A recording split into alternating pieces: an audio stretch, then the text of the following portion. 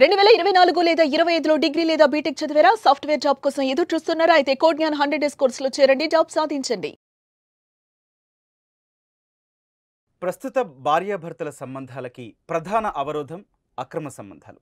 ఈ మధ్య తరచుగా విడిపించడమే కాదు, ఏ వ్యక్తి కానీ భార్యాభర్తల విషయంలో ప్రత్యేకించి వాళ్ళు విడిపోయారంటే కారణం ఇదే ప్రధాన కారణంగా కనిపిస్తూ ఉంది. అయితే ఇటువంటి కేసులకు సంబంధించి కోర్టులో ఎలాంటి వాదనలు వినిపిస్తూ ఉంటారు?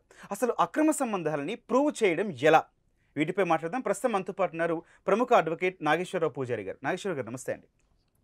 సార్, ప్రస్తుతం వైఫ్ అండ్ హస్బెండ్ ఎవరైనా సరే విడిపోతున్నారు అంటే కోర్టు కూడా వీళ్ళ మధ్య ఉన్న అక్రమ సంబంధం ఉందా, ఎందుకంటే కేసు ఫైల్ అయినా కూడా అక్రమ సంబంధం వల్ల విడిపోతున్నారా అనే స్థాయికి వచ్చేసింది సొసైటీ. సార్, కోర్టు విషయానికి వచ్చేసరికి అక్రమ సంబంధం విషయంలో వాదనలు ఎట్లా జరుగుతాయి, అక్కడ ప్రూవ్ చేయడం ఎట్లా సార్? జనరల్గా ఏంటంటే మనం అక్రమ సంబంధం మీద దాన్ని అడల్టరీ అంటాం. జనరల్గా డైవర్స్ చేసుకునే హక్కు ఆపోజిట్ పార్టీకి ఉంటుంది. ఓకే, కోర్టులో ప్రూవ్ చేయడం ఎలా అంటే ఏంటంటే అక్కడున్న సిచ్యువేషన్ బట్టి. ఇప్పుడు ఒక విషయాన్ని మనం ఏదైనా ఒక కోర్టులో ప్రూవ్ చేయాలంటే దెర్ ఆర్ సమ్ మెథడ్స్ ఉంటాయి. ఓకే, ఫస్ట్ మెథడ్ ఏంది? Direct evidence. డైరెక్ట్ ఎవిడెన్స్ అంటే అది డైరెక్ట్ ఎవిడెన్స్ అంటే ఎట్లుంటుంది అంటే డైరెక్ట్గా పట్టుకోవడం కానీ, ఓకే, లేకపోతే విట్నెస్లు ఉండటం కానీ, ఇద్దరు ముగ్గురు చెప్పడం కానీ, వాళ్ళు చూసి చెప్పడం కానీ, ఇది మనకు డైరెక్ట్ ఎవిడెన్స్ అంటాం. అంటే పట్టుకోవడం కానీ, లేకపోతే ఎవరైనా విట్నెస్లు ఉంటారు కదా, వాళ్ళిద్దరి మధ్య అక్రమ సంబంధం ఉంది అని చూసిన విట్నెస్లు ఎవరైనా ఉంటే వాళ్ళు చెప్పడం కానీ జనరల్గా జరుగుతుంటుంది. దీంతో పాటు ఏమొస్తుందంటే మనకు టెక్నికల్ ఎవిడెన్స్ ఒకటి వస్తుంది. టెక్నికల్ ఎవిడెన్స్ అంటే ఏంది? మనకు వాట్సాప్ చాట్లు కానీ, కాల్ రికార్డింగ్స్ కానీ, తర్వాత ఈమెయిల్స్ కానీ, టెక్నికల్గా వాళ్ళిద్దరు కనెక్ట్ అయిన ఒక ప్లాట్ఫామ్ని మనం టెక్నికల్ ఎవిడెన్స్ అంటాం. ఇప్పుడు హోటల్లో స్టే చేసినప్పుడు హోటల్ ఉండే పేర్స్ కానీ ఇవన్నీ టెక్నికల్ ఎవిడెన్స్లు ఇవి. ఓకే, ఇప్పుడు అక్కడ ఒక హోటల్లోకి వెళ్ళి ఇద్దరు వ్యక్తులు లోపల ఉన్నారా లేదా అని మాకు తెలియకుండా ఆ ఇద్దరి మీద రూమ్ ఉందా లేదా అనేది మనం చెక్ చేసుకోవచ్చు కదా, దాన్ని టెక్నికల్ ఎవిడెన్స్ అంటాం. అంటే డాక్యుమెంటరీ. డైరెక్ట్ ఎవిడెన్స్ వేరు, టెక్నికల్ ఎవిడెన్స్ వేరు, ఇండైరెక్ట్ ఎవిడెన్స్ వేరు.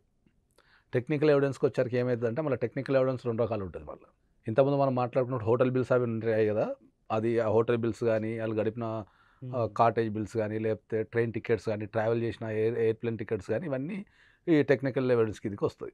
మెయిల్స్ ఉంటాయి. So when it comes to the technical ఎవిడెన్స్కి వచ్చరికి ఏమైందంటే జనరల్ ఎవిడెన్స్ ఉంటుంది, మళ్ళీ కట్ చేస్తే మనకు టెక్నాలజీ ఎవిడెన్స్ ఉంటుంది. టెక్నాలజీ అంటే ఏంది? యూజ్ చేసి టెక్నాలజీ అంటే ఫోన్స్ కానీ, ఈమెయిల్స్ కానీ, ఇవంతా టెక్నాలజీ ఎవిడెన్స్ అంటాం. వీటికి 65B అనేది కంపల్సరీ కావాలి. ఎలక్ట్రానిక్ ఎవిడెన్స్ అంటాం దాన్ని. ఓకే, ఎలక్ట్రానిక్ ఎవిడెన్స్ని మనం కోర్టులో ప్రవేశపెట్టాలి అంటే దానికి 65B ఎవిడెన్స్ యాక్ట్ ప్రకారం ఈ ఎలక్ట్రానిక్ ఎవిడెన్స్ అనేది నిజమైనది అని నిర్ధారిస్తూ ఎవరో ఒకరు సర్టిఫై చేయాలి దాన్ని. ఓకే, సర్టిఫై చేసిన తర్వాత అది కోర్టులో వేస్తేనే అది వ్యాలిడ్ అవుతుంది. ఇప్పుడు ఈమెయిల్స్ ఉంటాయి జనరల్గా, ఈ ఈమెయిల్స్ రపక్కన తీసుకెళ్ళి కోర్టు వేసినాం అనుకుందాం. మరి ఆ ఈమెయిల్ నుంచి ఈమెయిల్కి పోయిందా లేదా, ఇది కరెక్టేనా, ఈ మెయిల్ కంటెంట్ కరెక్టేనా అనేది కోర్టు ఎట్లా నిర్ధారించుకుంటుంది? అవును. సో అది జడ్జి డ్యూటీ కాదు కదా. అవును. సో అప్పుడు ఆ ఈమెయిల్ కరెక్టే, ఈమెయిల్ నుంచి ఈమెయిల్కే పోయింది, ఈ మెయిల్లో ఉన్న కంటెంట్ కరెక్టే అని చెప్పడానికే మనం 65B తీసుకుంటాం ఎక్స్పర్ట్ నుంచి. ఓకే, ఎక్స్పర్ట్ నుంచి 65 తీసుకుంటాం. ఇప్పుడు వాట్సాప్ చాట్ ఉంటుంది జనరల్గా.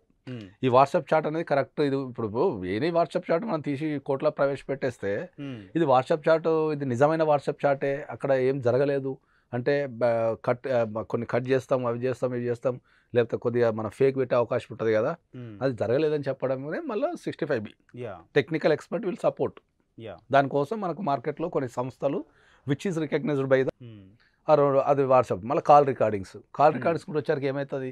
కాల్ రికార్డింగ్స్ వచ్చరికి ఏమవుతుంది అంటే నీకు కాల్ కట్ చేయలేదు. కాల్ రికార్డింగ్కి 65B ఎందుకు అవసరము అంటే ఏంటంటే ఇప్పుడున్న టెక్నాలజీకి ముందు ఒక విషయాన్ని మనం మాట్లాడి ఇటు కట్ చేసి మళ్ళీ ఒక ఆర్గనైజ్ చేయొచ్చు.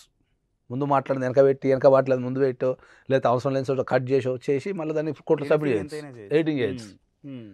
సో ఆ ఎడిటింగ్ చేసినప్పుడు ఏమవుతుంది? ఇది కరెక్ట్, ఇది ఒరిజినల్ రికార్డే, ఇది ఇక్కడ ఎడిటింగ్ జరగలేదు, కట్ చేయలేదని చెప్పడానికి 65B. ఓకే, తర్వాత రెగ్యులర్గా మనకు ఫొటోస్ కూడా వస్తుంటాయి. ఫొటోస్ కూడా తీసినప్పుడు అది ఒరిజినల్ ఫోటోనా కాదా, అది మార్ఫింగ్ చేశారా లేదా అని కూడా చూడాలి. ఇవన్నీ టెక్నికల్ ఎక్స్పర్ట్. ఓకే, దీనికి రెండు పద్ధతులు ఉంటాయి. మళ్ళీ ఒకటి టెక్నికల్ ఎక్స్పర్ట్ అంతా మనం బయట చేయించుకొని కోర్టులో సబ్మిట్ చేయడం ఒక పద్ధతి. కోర్ట్స్ కొన్ని ఈ రికగ్నైజ్ చేసిన ఇన్స్టిట్యూట్స్ నుంచి మనం తెచ్చుకోవచ్చు. ఓకే, లేదా మనం కోర్టులో అప్లికేషన్ వేసి దాన్ని ఎక్స్పర్ట్ పంపేమని అడగచ్చు. ఓకే, ఈ రెండో పద్ధతులు ఏంటంటే డిలే అయిపోతుంది. మనం కోర్టులో పిటిషన్ వేసి అది ఎక్స్పర్ట్కి వెళ్ళి ఎక్స్పర్ట్ ఒపీనియన్ వచ్చాక డిలే అయిపోతుంది. డిలే కాకుండా ఉండాలంటే మనం ఏం చేయాలా, ఫస్ట్ ఇక్కడ నుంచి తీసుకొచ్చేసి అక్కడ వేసేసుకోవాలి. ఓకే. వేసేసుకుంటే మనకు తక్కువ అవుతుంది. అది ఈ టెక్నికల్ ఎక్స్పర్ట్ ఉంటుంది. తర్వాత సబ్స్టాన్షియల్ ఎవిడెన్సెస్ అంటాం, అంటే రిలేటెడ్ ఉంటుంది. మనం కొన్ని సందర్భాలలో మనం డైరెక్ట్ చెప్పకుండా కొన్ని విషయాలు మనం ఇండైరెక్ట్ చెప్తుంటాం. ఓకే. ఓకే, ఇండైరెక్ట్ చెప్తుంటాం. అంటే ఏ విషయాల్లో? సబ్సిక్వెంట్ కానీ సబ్స్టాన్షియల్ అంటే ఏంటంటే, ఇప్పుడు ఒక ఇద్దరు వ్యక్తులకు సంబంధం ఉంది అనుకో, వాళ్ళు ప్రతిరోజు ఒక టైంలో ఒకటే దగ్గర ఉంటున్నారు అనుకుందాం. ఓకే. ఒక టైంలో ఒకటే దగ్గర ఉంటున్నారు అనుకుందాం సపోజ్. ఓకే. అట్లా నెల ఉన్నారు, రోజు ఒక 6 నుంచి 7 వరకు కలుస్తున్నారు కంటిన్యూస్గా అనుకుందాం. దాని అర్థం అక్కడ ఏదో ఒక రిలేషన్ ఉన్నట్టే కదా, అక్కడ ఏం ప్రూఫ్ లేకుండా ఏదో ఒక రిలేషన్ ఉన్నట్టే కదా. ఓకే. కొద్దిసేపు మనం ఏ రిలేషన్ పక్కన కోర్టు పెడదాం. నమ్ముతుందా సార్? ఎందుకు నమ్మదు? రిలేషన్ ఉందని? ఎందుకు నమ్మదు? ఓకే. ఇప్పుడు ఒక విషయాన్ని ఒకటే పద్ధతి మీద నిరూపించడం ఉండదు కదా.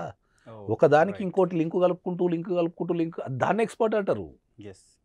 What is the meaning of expert? Expert అంటే ఏంటంటే అన్ని లింకులు కలిపి దాన్ని బలం చేయాలన్నట్టు Yeah. ఒక విషయాన్ని. అది ఒక విషయం బలంగా కనిపించడానికి ఏమేమి ఎవిడెన్స్ ఉంటాయి ఇవన్నీ యాడ్ చేసుకుంటూ పోవాలి మనం. యాడ్ చేసుకుంటూ పోయి దాన్ని బలం చేస్తే కోర్టు నమ్ముతుంది. Yeah. మీరు చెప్పిన కాల్ రికార్డ్స్ కానీ లేకపోతే ఫొటోస్ కానీ లేకపోతే గూగుల్ లొకేషన్ కావచ్చు, ఇవన్నీ కొంచెం నాలెడ్జ్ ఉన్నవాళ్ళు లేకపోతే చేయగలిగే కెపాసిటీ ఉన్నవాళ్ళు వాళ్ళ వరకు ఓకే. మరి చేయలేని వాళ్ళ పరిస్థితి ఏంటి సార్? ఏది ఇప్పుడున్న టెక్నాలజీ అందరూ చేస్తున్నారు. ఒకవేళ ఆ పరిస్థితిలో ఆ నేరం నిరూపించలేని పక్షంలో వాళ్ళ పరిస్థితి ఏంటి? ఇప్పుడు నాకు తెలిసి, ఇప్పుడు మీరు అన్నట్టు నాకు తెలిసి ఈ అడల్టరీ కేసులు అయితే అక్రమ సంబంధం కేసులు అన్ని టెక్నాలజీతోనే వస్తున్నాయి, టెక్నాలజీతోనే బయటపడుతున్నాయి. అంతే, వేరే రకంగా ఏం అంటే బయటపడుతున్నాయి. అక్రమ సంబంధం ఉంటే అది ప్రూవ్ అవ్వాల్సిందే అక్కడ. మీరు అందరు గుర్తుపెట్టుకోవాల్సింది ఏంటంటే, అడ్వకేట్కి ఉన్న బ్యూటీ ఏం చెప్పనా, ఇది అర్థం కావాలి ఫస్ట్. ఎస్, చెప్పండి, వెయిట్ చేస్తాను. పొడిచినోడు వచ్చిండు అనుకో మా దగ్గరికి, మా వానికి అసలు కత్తి ఏందో తెలియదు రాబాయ్ అని చెప్తాం. అసలు కత్తి వాడి జీవితంలో చూడలే, అసలు వాడు పొడుచుడు ఎక్కడిది, అసలు కత్తి చూడలే అంటాం. పొడిపించుకున్నాడు వచ్చిండు అనుకోండి, అది గిత్త గీటు పడ్డా సార్ వాని పేగులన్నీ బయటపడ్డాయి సార్, అది తినలేక చచ్చిపోతాడు సార్, అది జీవితాన్ని ఖరాబ్ అయిందంటాం. అడ్వకేట్కి ఉన్న బ్యూటీ ఏంటంటే ఒక విషయాన్ని ఎటైనా తిప్పచ్చు. ఓకే. దాన్ని ఎక్స్పర్ట్ అంటారు. తిప్పగలిగే స్థాయి ఉండి ఒక విషయాన్ని ఎటైనా తిప్పగలిగి దాన్ని గెలవగలిగితే అదే గొప్పతనం.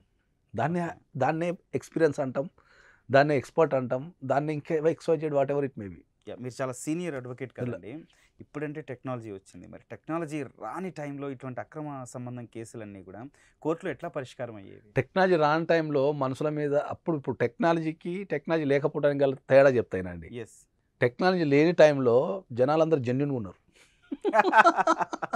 ఒప్పుకోవాల్సిన నిజం. జనాలందరూ జెన్యున్గా ఉన్నారు, మాట మీద ఉంటుండే. వాళ్ళు విట్నెస్లు కోర్టుకు వచ్చినా ఒక మాట చెప్తుండే, కథ నాకుంటుండే. ఓకే. ఇప్పుడు జనాల జీవిత విధానం మారిపోయి మనం టెక్నాలజీ మీద ఆధారపడాల్సి వస్తుంది ప్రతిదీ. అంతే తేడాలు ఏం లేదు, మనిషి మారిన అంతే, ప్రాసెస్ అంతా సేమ్. అప్పుడు మనం మనుషుల మీద ఆధారపడుతుండే. అప్పుడు పిలిచి బాబు ఇది చెప్పు అంటే వాడు ధైర్యంగా వచ్చి కోర్టుకు వచ్చి చెప్తుండే. ఓకే. ఇప్పుడు ఎవరన్నా కోర్టుకు రమ్మంటే రావడం లేడు, విట్నెస్ కింద రావడం లేరు, అన్లెస్ అంటే దగ్గరోడు అయ్యి ఉంటే తప్ప రావడం లేరు. ఓకే. కాబట్టి ఇప్పుడు టెక్నాలజీ మీద ఆధారపడాల్సి వస్తుంది. మనుషులు మాట మారుస్తున్నారు, కాన్స్టెంట్ ఒక మాట మీద ఉండటం లేరు, అవసరాన్ని బట్టి మారిపోతున్నారు. కాబట్టి టెక్నాలజీకి ప్రాముఖ్యత పెరిగింది. ఒకవేళ నిజంగా నేను మీకు ఒకటే చెప్తున్నా, ఇప్పుడు అక్రమ సంబంధాల గురించి మీరు మాట్లాడుతున్నారు కదా, ఇద్దరు వ్యక్తుల మధ్యలో నిజంగా ఒక నమ్మకం ఉండి, ఒక ప్రేమ ఉండి, ఒకరి మీద ఒకరికి రెస్పెక్ట్ ఉంటే టెక్నాలజీ అవసరమే లేదు. నువ్వు టెక్నాలజీ ఎప్పుడు పడతావు? ఎదుటి వ్యక్తి మీద ప్రేమ లేదు, ఏదో జరుగుతుంది అన్నప్పుడు టెక్నాలజీ పడతావు. ఈ వ్యక్తి ఏడిపోయినా నన్ను వదిలిపెట్టదు, లేకపోతే ఈ వ్యక్తి ఏం చేసినా కలిసి ఉంటాము, లేకపోతే ఈ వ్యక్తికి నేనంటే ప్రాణం అన్నప్పుడు టెక్నాలజీ మీద దృష్టి ఎందుకు పోతుంది? పోతుందా? పోదు. ఓహో ఈ వ్యక్తి ఏదో చేస్తున్నారు మనకు తెలియకుండా అన్నప్పుడే నువ్వు టెక్నాలజీ మీద దృష్టి పెడతావు. ఫోన్ మీదనో లేకపోతే చాటింగ్ మీదనో ఏదో ఒకటి టెక్నాలజీ మీద దృష్టి పెడతావు. Right sir, thank you sir, చాలా అద్భుతంగా విశ్లేషించారు.